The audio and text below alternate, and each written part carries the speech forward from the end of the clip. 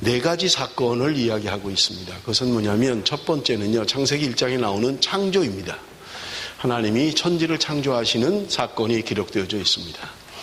두 번째는 3장에 보면 아담과 하와가 범죄하는, 타락하는 그런 장면이 기록되어져 있는 것을 우리가 볼 수 있고요. 창세기 5장에 보면 5장과 6장에 노아의 홍수에 대한 이야기가 나옵니다. 하나님이 물로 심판하시는 그것이 기록되어 있고요. 11장에 보면 우리가 읽은 본문의 바로 앞에 바벨탑 사건으로 말미암아서 하나님께서 언어를 혼잡게 하시는 그런 사건이 기록되어져 있는 것을 볼 수가 있습니다. 그리고 12장부터 50장까지니까요. 39장에 해당하는 성경을 사람에게 할애하고 있어요. 첫 번째 아브라함이고요. 오늘 우리가 읽은 12장에 나오는 아브라함에 대한 것입니다. 그리고 그의 아들 이삭, 그리고 야곱, 요셉, 네 인물에 대한 성경이 창세기의 네 인물에 대한 이야기예요. 그래서 네 가지 사건과 네 가지 인물, 창세기의 주요 주제들인 것입니다. 여러분, 오늘 우리가 함께 대하고 있는 아브라함이라고 하는 사람, 우리 함께 은혜를 나누기를 원합니다. 여러분, 창세기 11장 27절부터 보면 아브라함의 아버지에 대한 이야기가 나오면서 아브라함의 가족 이야기가 등장하고 있는 것을 우리가 볼 수 있습니다. 그래서 아브라함의 아버지인 데라가 70세에 아브라함과 나홀과 하란을 낳았다. 성경은 그렇게 기록하고 있어요. 우리가 잘 아는 것처럼 하란이라고 하는 아들이 아버지보다 먼저 죽습니다. 그래서 그 사이에서 태어난 롯이라고 하는 아브라함에겐 조카지요. 하란의 아들 그 롯을 데리고 아브라함이 함께 떠났다고 성경은 이야기하고 있는 것을 우리는 볼 수 있는 것입니다. 그들이 목표로 갔던 것, 그것은요, 오늘 본문 31절에 보면 갈대아 우르에서 떠나 가나안 땅으로 가고자 하더니, 갈대아 우르에서 떠나 가나안으로 가려고 했다, 그렇게 이야기하고 있는 것입니다. 그런데 오늘 성경에 보면 그들이 목적지인 가나안에 가지 않고 하란에 멈췄던 것을 우리가 볼 수 있어요. 하란에 멈추고 맙니다. 그리고 아브라함의 아버지 데라는 그곳에서 205세를 마지막으로 하란에서 사망하게 되는 것입니다. 아브라함의 어린 시절을 어떻게 살았을까? 우리가 추측을 할 수 있는 것이 여호수아 24장 2절의 말씀입니다. 우리 한번 좀 같이 읽어봅니다. 다 같이 읽겠습니다. 시작. 여호수아가 모든 백성에게 이르되 이스라엘 하나님 여호와의 말씀에 옛적에 너희 조상들 곧 아브라함의 아비 나홀의 아비 데라가 강 저편에 거하여 다른 신들을 섬겼으나, 여기 보면 아브라함의 아버지 데라가 갈대아 우르에서 강 저편에서 다른 신을 섬겼다, 그렇게 이야기하고 있는 것을 우리가 볼 수 있습니다. 여러분, 갈대아 우르라고 하는 것은요, 우상이 많았던 곳입니다. 아브라함의 아버지가 그곳에서 우상 숭배를 했고 우상 장사를 했다는 거예요. 그러니 여러분 한번 생각을 해보세요. 아브라함의 그 어린 나이는 그런 환경 가운데서 자랐을 것입니다. 그리고 아브라함이 하나님이 이제 하란에서 다시 부르셔서 목적지인 가나안 땅으로 가는 여정을 우리 좀 한번 지도를 통해서 여러분이 보시면 조금 더 쉽게 이해가 되실 것입니다. 여러분, 여기 동그라미 쳐 있는 여기가 우르예요. 갈대아 우르. 여기가 갈대아 우르예요. 그런데 여기 지금 뭐 파랗게 된 이 부분이 페르시아만이에요. 여러분, 걸프전을 치렀던 페르시아만이고요. 여기가 우르입니다. 여기서 살았다는 거예요. 그런데 지금 여기서 출발해서 하란이라는 곳에 도착을 했다는 거예요. 그리고 하나님이 말씀하신 목적지 가나안까지 이 긴 여정을 아브라함이 지금 이동했다는 것입니다. 여러 나라를 거쳐서 지금 이동하게 되는데요. 우르에서 하란까지의 거리가 400마일 정도, 한 600km 정도, 지금 우리 키로로 계산하면 한 600km 정도 되는 거리고, 하란에서 가나안까지가 또 600km 정도 되는 거리입니다. 그래서 총 이동했던 경로는 1200km를 이동했던 것입니다. 여러분, 지금 같으면 뭐 자동차로 가도 그까짓 거 얼마 안 되는, 뭐 퍼스에서 시드니까지만 해도 4,000km 가까이 되니까 뭐 그렇게 먼 거리 아니고 자동차로 가면 하루만 해도 갈 수 있는, 뭐 여기서 캔버라 좀 지나서 가면 그저 갈 수 있는 거리긴 합니다만은 당시에 걸어서 이동을 했기 때문에 상당히 먼 거리였죠. 우리가 서울에서 부산까지 선교사들이 아무것도 없을 때 걸어서 이동할 때 한 달 걸렸다, 뭐 그렇게 이야기를 하거든요. 그러니까 지금 서울에서 부산까지 한 430km 정도밖에 안 되니까 서울에서 부산 갔다가 다시 서울 오는 중간만큼 와야 600km가 되는 거예요. 그러니까 먼 거리를 이동한 것을 우리가 볼 수 있었던 것입니다. 그런데 목적지까지 가지 않고 하란에 머물러서 데라가 205세에 죽었다는 거예요. 그래서 여러분 지금 현대 지도를 가지고 다시 좀 보겠습니다. 뭐 땅이야 변하는 게 아니니까 현대 지도를 좀 보여주세요. 지금 이게 현대 지도입니다. 여러분 여기 페르시아만이라고 써 있잖아요. 요 페르시아만. 여기서 우르에서 출발해서 하란으로 가서 요 가나안으로 왔다는 거예요. 그런데 여러분 지금 우르라고 하는 것은 여러분 여기 이라크 지역이 보이잖아요. 이라크 남단에 해당하는 지금 현재 이라크 남단에 해당하는 것이 갈대아 우르예요. 여기서 출발해서 지금 하란으로 갔다는 거예요. 근데 이 하란은 어디냐면 지금 여기 보이시나요? 이 지역이 이 터키입니다. 터키. 여기 터키라고 돼 있잖아요. 이 나라가 다 터키예요, 지금. 터키 남단에 하란이라는 곳이 있습니다. 그리고 여기서 지금 예루살렘, 지금 이스라엘 지역으로 이동했다는 거예요. 그래서 여러분 이 우르라고 하는 것이 굉장히 중요한 지역이에요. 왜냐하면 메소포타미아 문명의 발상지이기도 하고요. 세계사에 나오는 4대 제국이 형성됐던 곳이 여기예요. 바벨론 제국을 비롯해서 강대한 나라들이 형성됐던 것이 여기고요. 왜 이렇게 사람들이 여기에 몰려 있냐면 여러분 지금 여기 파란색으로 이렇게 돼 있잖아요. 이렇게 파란색으로 초생달 모양처럼. 그래서 이것을 학자들이 초생달 지역이다 이렇게 이야기해요. 이 지역이 비옥한 땅이에요. 그래서 요 근처에서 다 문명이 발달하고 시작했던 초생달 지역이다. 신학교에 가면 아주 처음 시간에 배우는 그런 겁니다. 요 지역입니다. 요 지역. 근데 지금 아브라함이 우르에서 떠나서 하란을 거쳐서 지금 이스라엘의 가나안 땅에 정착을 했다. 그런 이야기입니다. 여러분 그런데 왜 아브라함이 그의 아버지 데라가 분명히 가나안을 향해서 출발을 했는데 중간 하란에 멈춰버렸냐는 거예요. 여러분 성경에는 정확한 기록이 없습니다. 왜 그들이 하란 땅에 머물렀는지에 대한 답이 없습니다. 그런데 그들이 분명히 출발할 때는 우리가 31절에 갈대아 우리에서 떠나 가나안 땅으로 가고자 하더니 분명히 목적은 가나안 땅이었어요. 그런데 그만 중간에 하란이라는 곳에 머물러 버리고 만 거예요. 여러분 지금 우리가 아브라함의 가족 이야기를 지금 하고 있습니다. 왜냐하면 굉장히 중요하기 때문에 그래요. 첫 번째는요, 아브라함이 언제 그러면 부름을 받았느냐 하는 것입니다. 언제 하나님의 부름을 받았느냐 하는 거예요. 사도행전 7장 2절로 4절까지 답이 있습니다. 사도행전 7장 2절에서 4절이에요. 스데반이 설교를 하면서 이런 설교를 합니다. 스데반이 가로되 여러분 부형들이여 들으소서. 우리 조상 아브라함이 하란에 있기 전 메소포타미아에 있을 때 영광의 하나님이 그에게 보여 가라사대 내 고향과 친척을 떠나 내가 내게 보일 땅으로 가라 하시니 아브라함이 갈대아 사람의 땅을 떠나 하란에 거하다가 그 아비가 죽음에 하나님이 그를 거기서 너희 시방 거하는 이 땅으로 옮기셨느니라. 그렇게 이야기하고 있습니다. 여러분 하나님이 처음 그들을 부르셨을 때는 분명히 갈대아 우르에 있을 때 하나님의 영광 중에 그들을 부르셨다고 이야기하고 있는 거예요. 그런데 그의 아버지와 함께 떠나서 하란에 머물면서 그냥 거기 정착해버리고 만 거예요. 그리고 그의 아버지 데라가 죽었을 때 하나님이 다시 아브라함을 부르셔서 이제 그의 나이 75세에 하나님의 말씀을 듣고 이제 가나안 지역으로 옮겨가는 것을 우리는 볼 수 있는 것입니다. 여러분 지금 왜 아브라함에 대한 이야기를 이렇게 자세히 하냐면요. 그가 우리의 신앙의 모델이기 때문에 그래요. 왜 그들은 하나님이 분명히 가라 하는 곳에 가지 못하고 하란에 머물렀을까? 성경에는 답이 없습니다. 왜 머물렀는지에 대한 답이 없어요.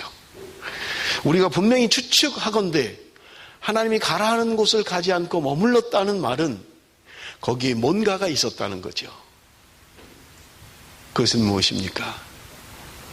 여러분 하나님의 말씀보다 하나님의 말씀을 따라가는 것보다 더 소중한 것이 무엇인가 있었다는 말이에요. 여러분 우리가 조국을 떠나서 우리 호주에 와서 살고 있잖아요. 여러분 사람이 떠나는 게 쉽지 않습니다. 더군다나 75세래요. 나이가 75세면 떠나는 게 쉽지 않습니다. 데라가 아브라함과 하란과 자녀들을 낳은 게 70세에 낳았다고 성경이 이야기하고 있는 거예요. 그러니까 얼마 되지 않아서 하나님의 부름을 받았던 거예요. 여러분, 중요한 것은 하나님이 우리를 말씀으로 부르시지만 떠나는 것은 쉬운 게 아니라는 거예요. 여러분, 내가 조국을 떠나서 이곳에 와 있습니다만 우리 모두가 왜 왔습니까? 여러분, 개인적으로 우리가 답을 할 수 있잖아요. 내가 살고 있는 곳보다 뭔가가 낫다는 기대나 뭔가 낫다는 분명한 소망이 있기 때문에 우리가 포기하고 옮긴 것이지, 내가 사는 한국보다 여기가 훨씬 안 좋다 환경적으로, 그러면 누가 옮기겠냐고요. 뭐 예를 들면 한국이 살기 좋지만 호주가 아이들 교육하기는 좋다. 그러면 그게 목적이 되면 옮길 수 있는 거예요. 여러분, 나이 75세에 고향을 떠나서 자기 삶의 근거지가 있는 곳을 떠나는 거 쉽지 않아요. 여러분, 성경을 미루어 볼 때 아브라함은 상당한 재력가였던 것을 우리는 볼 수 있습니다. 적어도 그가 삶의 근거를 가지고 있었다는 거예요. 여러분, 우리가 떠난다라고 할 때 그저 아무것도 없고 뭐 소망도 별로 없고 그러면 그럼 한번 옮겨볼까? 그러면 혹시 나아질까? 그런 마음으로 할 수 있을 거예요.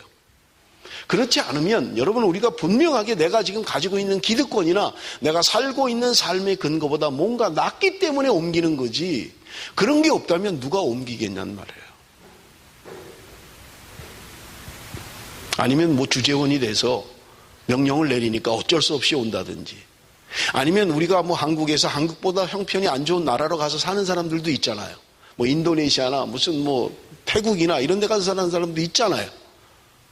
그것은 환경은 좋지 않지만 거기 가서 내가 사업을 하면 뭔가 크게 성공할 수 있다라는 뭔가 기대나 소망이 있고, 그런 것이 없으면 누가 가서 가겠느냐는 말이에요. 한국이 훨씬 살기 좋은데. 미루어 볼 때 아브라함이라고 하는 사람은 그가 이제까지 성경을 통해서 볼 때 그가 가지고 있는 안정된 모든 것이 다 갖춰져 있는 거예요.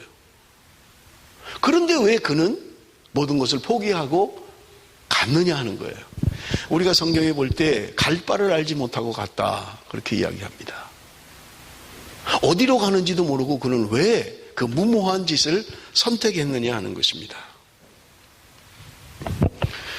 갈대아 우르의 지역에서의 삶이, 하란에서의 삶이 그저 힘들고 고달프고 어려운 삶이었다면 여러분, 우리는 결단하는 건 어렵지 않아요. 지난 주간에, 지난 주간인지는 모르겠습니다. 제가 어제 들은 소식이었어요. 미국에 이민을 간 한 가족이 너무 힘이 들어서 고등학교를 졸업한 자녀 둘을 죽이고, 그리고 부부가 투신 자살을 했다는, 여러분 다 아시는지 모르겠어요. 저도 어제 들었어요. 얼마나 힘이 들었으면, 얼마나 이민의 삶이 고달프고 어려웠으면 다 큰 자식들을 죽여버리고, 우리가 없이 쟤들이 살아갈 세상이 너무 힘이 드니까 차라리 죽이고 나도 죽는 게 낫겠다. 그래서 두 부부가 투신해서 죽었다는 거예요. 아이들 쏴 죽이고. 여러분, 살아가는 게 소망이 없고 힘이 없으면 여러분, 우리는 선택할 수 있습니다. 옮겨볼까? 여러분, 지금 지도로 봤습니다마는 그저 옆 동네로 옮긴 게 아니잖아요. 몇 나라를 거쳐서 언어가 다르고 문화가 다르고 전혀 생판인 곳으로 옮겼던 거예요. 무슨 소망이 있었길래, 무슨 기대하는 게 있었길래, 그 삶에 무엇을 기대하길래 아브라함이 자기가 가지고 있는 모든 기득권들, 그냥 평안하게 살면 돼요. 아들이 없는 거 하나 흠이지만 그냥 편안하게 살 수 있어요. 행복하게 살 수 있다고요. 그런데 그 삶을 버리고 왜 어디로 가는지도 모르는 그 길을 선택해서 갔느냐 하는 것입니다. 그리고 하란이라는 곳에 머물러요.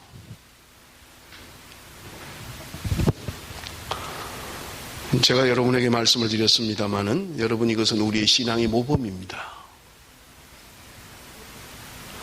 우리가 주님의 부르심을 받아요. 하나님의 음성을 듣습니다. 하나님의 자녀가 됩니다. 그래서 떠났어요. 그런데 어정쩡하게 하란에 머물러고 있는 거예요. 온전히 하나님의 말씀에 순종해서 정말 모든 것을 포기하고 주님의 말씀에 생명 걸고 살아가는 삶도 아니고, 그렇다고 세상을 버릴 수 있는 것도 아니고, 어정쩡하게 양다리를 거치고 살아가는 거예요. 그냥. 그렇기 때문에 힘든 삶이에요. 이것도 잡고 싶고 이것도 잡고 싶은 거예요. 여러분, 나는 어디에 머물고 있습니까? 어디쯤 내 신앙의 여정은 가고 있는 것 같아요?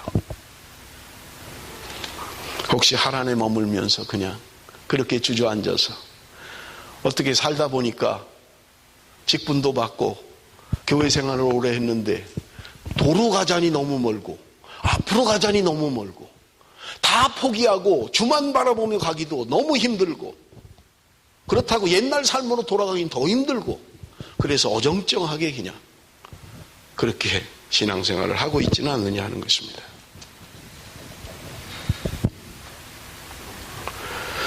여러분, 아브라함이 75세의 부름을 받고 그의 삶을 정리하고 떠났다라고 하는 것은요, 그렇게 쉬운 일이 아니라는 거예요. 도대체 그가 75세라는 나이에 모든 것을 포기하고라도 붙잡아야만 될 그것이 뭐냐는 거예요.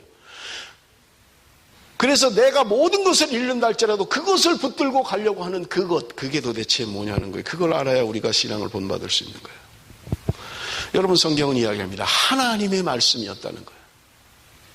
하나님이 영광 중에 그들을 부르시고 하나님이 말씀하셨다는 거예요. 하나님의 거룩하신 부르심이 있었다는 거예요. 그래서 내가 이제까지 안정적으로 살아갈 수 있는 모든 그 근원과 그 터를 버리고 이제 오직 하나님의 말씀에 의지해서 떠나기를 결심했다는 거예요. 그렇다면 여러분, 내가 가지고 있는 기득권이나 모든 것보다 하나님의 말씀을 따라가는 것이, 하나님의 말씀을 붙드는 것이 무엇인지, 그 영광이 무엇인지 그것을 모르면 우리는 떠날 수가 없는 거예요. 여러분, 수많은 사람들이 하나님의 거룩한 부르심 앞에 인생이 바뀌었던 것을 우리는 너무나 잘 알고 있습니다. 예수 믿는 사람 죽이겠다고 찾아가던 그 사울이 하나님의 거룩하신 부르심 앞에 인생이 뒤집어져 버렸던 거예요. 제가 데살로니가 전서를 설교하면서도 말씀드렸잖아요. 바울이 말씀에 사로잡혀서 그냥 있으면 편안하게 살아갈 수 있는 사람, 인정받고 존경받으면서 살아갈 수 있는 사람이 모든 것을 배설물로 여기며 오직 예수 그리스도 그분만을 붙잡겠다고 달려가는 삶. 그래서 수많은 고생, 여러분 고린도서에 기록하고 있잖아요. 추위와 더위와 배고픔과 죽음의 위협과 강의 위험과 엄청난 그 고통을 당하면서도 오직 하나, 예수 그리스도의 붙잡힌 바 되어서, 하나님의 말씀에 붙잡힌 바 되어서 달려갔던 사람을 우리는 기억하고 있는 것입니다. 여러분, 하나님의 말씀이 임할 때, 하나님의 거룩한 말씀이 임할 때 여러분, 우리는 그렇게 될 수밖에 없는 거예요. 아브라함에게 임하신 하나님의 거룩한 부르심, 하나님의 말씀, 거역할 수 없는 그 하나님의 말씀 때문에 아브라함은 모든 걸 포기하고 갔던 것입니다. 여러분, 하나님의 말씀이 사로잡히면, 하나님의 말씀이 우리 가운데 임하면 여러분, 나를 보게 되는 거예요. 우리 고집사님이 오늘 설교를 어떻게 하셨는지 기도하면서 한 기도의 내용이잖아요. 하나님의 말씀에 붙들리면, 하나님의 말씀을 경험하면 여러분, 내 모습이 얼마나 초라한지, 내 죄악이 무엇인지, 내가 어떤 존재인지 나를 알게 되는 거예요. 하나님의 말씀이 임하면 나를 보게 된다고요. 나 괜찮아, 이 정도면 괜찮지, 내 이만하면 돼. 그런데 하나님의 말씀이 강력하게 임하면 내 모습을 알게 되는 거예요. 견딜 수가 없는 거예요. 내 죄악상을 보는 거예요. 나의 더러운 타락한 모습을 보게 되는 거예요. 내 안에 숨겨져 있는 더러운 욕심들이 보이는 거예요. 그래서 더 이상 하나님에 머물 수가 없는 거예요. 내가 그냥 만족하고 내가 살아온 도전 가운데 그냥 그렇게 살 수가 없단 말이에요. 강력한 하나님의 말씀 앞에, 그 부르심 앞에 견딜 수가 없게 만드는 거예요.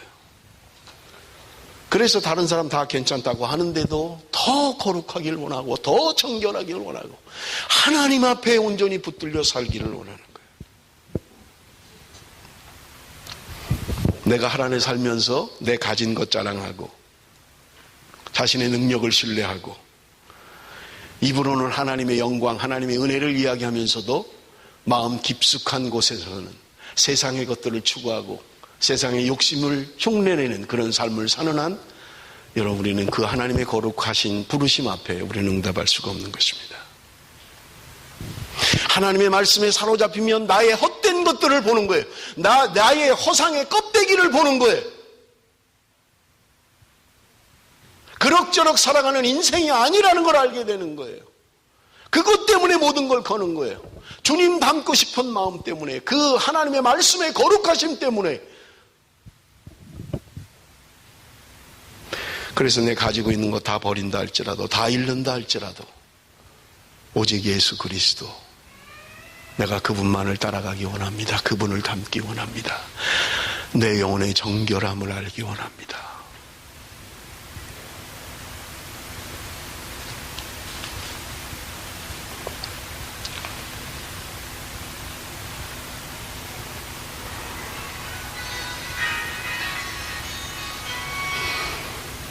하나님의 영광의 거룩함이 뭔지, 말씀에 사로잡히는 게 뭔지, 그래서 내 모든 것이라도 버려도 가능한 사도 바울의 그의 삶의 전환이 있었던 것처럼 명예를 쫓아가고 높은 자리를 향해 가던 그가 모든 것을 버리고 오직 주만 위하여 달려갈 수 있었던 것입니다. 세상이 주는 어떤 기쁨도 바꿀 수 없는 영혼의 기쁨이, 그 영광이 나를 충만하게 하는 거예요. 전에는 내가 나 되는 줄 알았어요. 내가 잘나서 그런 줄 알았어요. 내가 능력이 있어서 그런 줄 알았어요. 그런데 여러분, 바울의 고백처럼 나의 나 된 것은 하나님의 은혜입니다. 나는 죄인 중에 괴수입니다. 하나님의 말씀에 사로잡혀서 나를 보니까 나는 죄인 중에 괴수라고 고백하는 거예요. 다른 사람은 다 괜찮다고 하는데, 그만하면 좋지, 믿음 좋고 그만하면 괜찮지. 그런데 견딜 수가 없는 거예요, 내 영혼은.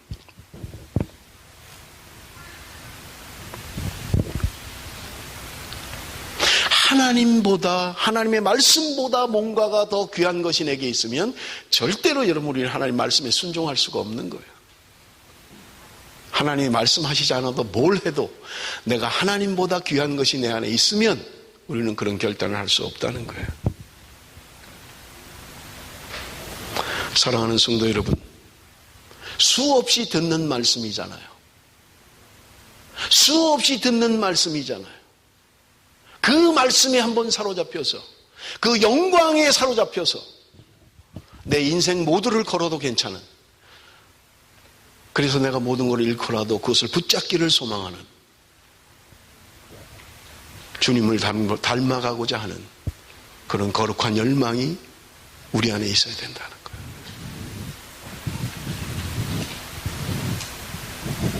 그럴 때 여러분, 우리는 세상의 것들이 얼마나 하찮은 것인지를 알게 됩니다.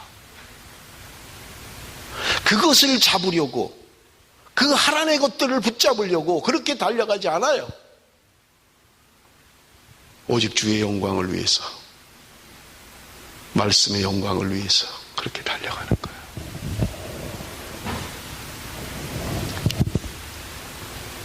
사랑하는 성도 여러분, 나는 지금 어디에 있습니까?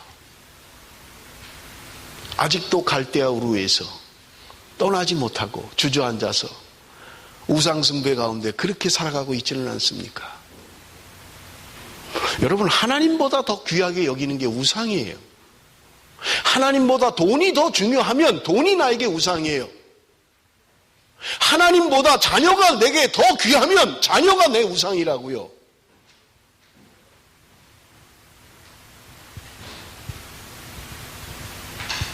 오늘 나를 붙들고 있는 건 무엇입니까? 나를 붙들고 있는 게 뭐예요 도대체? 하나님보다 더 귀하게 여기는 것이 나에게 뭐예요? 여러분, 그것을 제거하지 않으면, 그것을 떠나지 않으면, 그것으로부터 떠나지 못하면 여러분, 우리는 우리에 머물 수밖에 없고 하나님에 머물 수밖에 없는 거예요. 형식적인 것은 그리스도인 같아요. 떠났어요. 하나님에 머물면서 그냥 살아가는 거예요. 적당히 양쪽에 서서 하나님이 이스라엘 백성들에게 말씀하신 것처럼 바알이 하나님이면 그를 쫓고 너가 믿는 하나님이 참 하나님이면 그를 쫓아라. 왜 양다리 걸치고 있느냐? 편리한 대로 신앙생활하는 거예요. 편리한 대로. 세상이 편리하면 세상에 속했다가 하나님 편하면 하나님 세상으로 속했다가 편리한 대로 살아가는 거예요.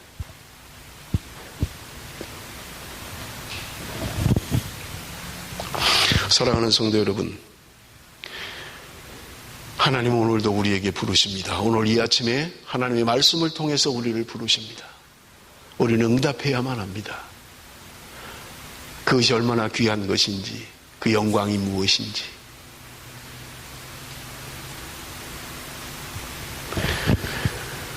말씀을 맺기를 원합니다.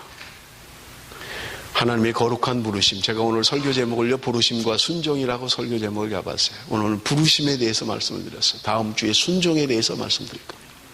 하나님의 말씀이 임할 때 우리는 순종해야만 합니다. 그것이 성경이 우리에게 요구하는 것들이에요. 하나님의 말씀을 듣고도 하나님의 말씀을 알면서도 지키지 않으면, 순종하지 않으면, 여러분, 내가 아는 게 도대체 뭐예요? 해박한 나의 지식이 도대체 뭐냐고요? 차라리 몰라도 하나님의 말씀을 붙들고 그 말씀대로 순종하며 하루하루를 주님 안에 살아가는 삶이 훨씬 복된 삶이에요. 성령으로 충만한 삶.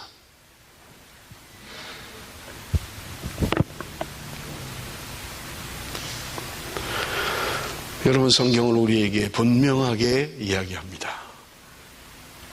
여러분, 우리의 신앙의 완성이 어디로 가고 있습니까? 그것은 사랑을 향해서 가고 있는 거예요. 그래서 성경에서도 로마서에서 이야기하고 있잖아요. 모든 계명의 완성은 사랑이라고 이야기합니다. 너희가 서로 사랑하는 것이다. 여러분, 우리는 그것을 향해서 가고 있는 거예요. 여러분, 우리의 신앙은요, 그냥 가는 삶이 아닙니다. 주님 안에서 기쁨이 있어야 돼요. 성령이 주시는 기쁨이 있어야만 합니다. 내가 기쁘지 못하다면요, 여러분, 나를 점검하셔야 돼요. 내 신앙이 바르게 가고 있지 않은 거예요. 성령님 우리에게 기쁨을 주십니다. 평안함을 주세요. 하나님이 주시는 것은 생명과 평안이니라. 우리에게 주시는 것은 평안과 생명이에요. 육신으로부터 오는 것은요, 사망이에요. 나는 하나님이 주시는 그런 기쁨을 소유하고 살고 있습니까? 내가 갈대아 우르를 떠나서 하나님의 약속의 땅에 머물며 하나님의 그 약속 가운데, 그 말씀의 풍성함 가운데 하나님이 주시는 위로와 기쁨과 평안이, 하나님이 주시는 생명이 내 안에 있느냐 하는 거예요. 여러분, 내가 평안함을 잃었다면, 내 안에 기쁨이 없다면 나를 점검해야만 합니다. 나는 주님으로부터 많이 떠나져 있는 거예요. 많이 떠나 있는 것입니다. 내가 사랑해야 될 사람을 사랑하지 못한다면 여러분, 나는 많이 떨어져 있는 거예요. 주님으로부터 많이 떨어져 있습니다. 사랑해야만 합니다. 나를 좋아하는 사람만 사랑하는 게 아니고요, 나하고 코드가 맞는 사람만 사랑하는 게 아니고요, 나하고 신앙이 맞는 사람만 사랑하라고 성경은 말하고 있지 않습니다. 너희가 서로 사랑해라. 너희가 서로 사랑하면 내가 너희 안에 거하는 것을 알게 될 것이다. 하나님을 사랑하는 자는 계명을 지킬 것이다. 우리에게 말씀하고 있는 것입니다. 사랑하는 성도 여러분, 오늘 이 아침에 하나님이 우리를 거룩한 말씀으로 부르십니다. 떠나야 됩니다. 이제는 일어나셔야 돼요. 내가 주저앉아 있는 세상의 것들, 허망한 것들, 헛된 것들, 여러분 떠나야만 합니다. 그리고 주님을 향해서 우리의 걸음을 옮겨야만 합니다. 그럴 때 하나님이 주시는 평안함과 기쁨과 위로가 있을 것입니다. 사랑하는 성도 여러분, 날마다 우리의 삶이 주님 안에 주님이 주시는 기쁨과 그리고 그 생명과 평안함을 누리면서 주님 나라 향하여 함께 걸어가는 이 아브라함의 긴 여정 가운데 우리와 함께 가는 그 주님과 함께 이 신앙의 긴 여정을 할 수 있는 저와 여러분이 되시기를 바랍니다. 기도하겠습니다.